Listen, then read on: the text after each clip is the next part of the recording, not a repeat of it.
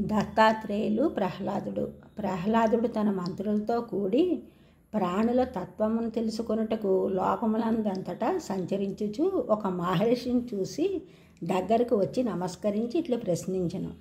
ధనమును సంపాదించే ప్రయత్నము చేసి భోగములను అనుభవించే వ్యక్తి వలె తమరు బలమైన దేహము కలిగి ఉన్నారు. ఉద్యమము లేకుండా పడియుండి ఉన్న తమ వద్ద ధనము ఉండి ఉండదు.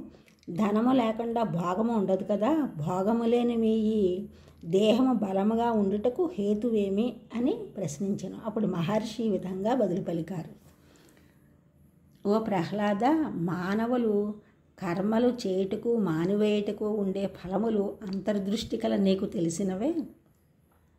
ఈశ్వరేచ్ఛచే ఈ మనుష్య జన్మ నాకు వచ్చినది. ఈ మనుష్య జన్మ యొక్క విధానము సుఖమును పొందుట, మనస్సునకు ఇంద్రియముల ద్వారా విషయములతో సంపర్కము కలిగినప్పుడు మాత్రమే భోగము కలుగును.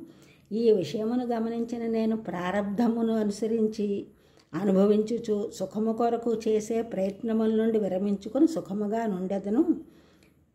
అజ్ఞాని తన స్వరూపము కంటే ఇతరుల నందు ఆనందము ఉన్నదని తలపోసి ఇంద్రియ భోగముల వెంట పరిగెత్తును.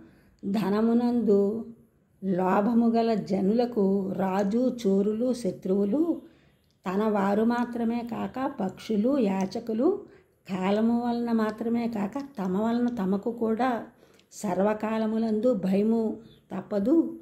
వివేకి ప్రాణమునందు సంపదలయందు తృష్ణను విడిచిపెట్టవలెను. మాకీ లోకములో ఇద్దరు ఉత్తములైన గురువులు కలరు. అవి తేనెటీగ, కొండ చిలువ. తేనెటీగ తేనెను కష్టపడి తేనె పట్టు పెడితే వేరొకరు పట్టుకుపోయినట్లు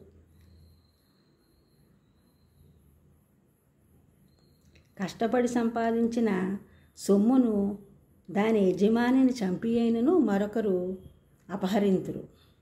ఆ విధముగా వైరాగ్యమును తేనెటీగ నుండి నేను నేర్చుకుంటుని.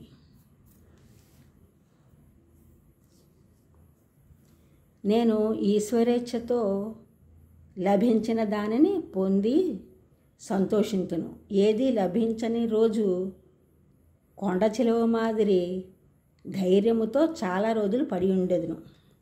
ఆ మహర్షియే దత్తాత్రేయుల వారు. ఆయన అజగర వృత్తి అనగా కొండ చిలువ తన దగ్గరకు వచ్చిన ఆహారమును మాత్రమే తినును. ఆ విధముగా ఆయన అజగర వృత్తితో జీవించును.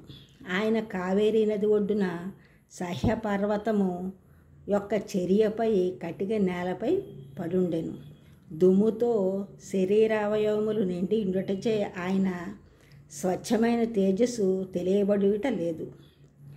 భగవత్ప్రియుడైన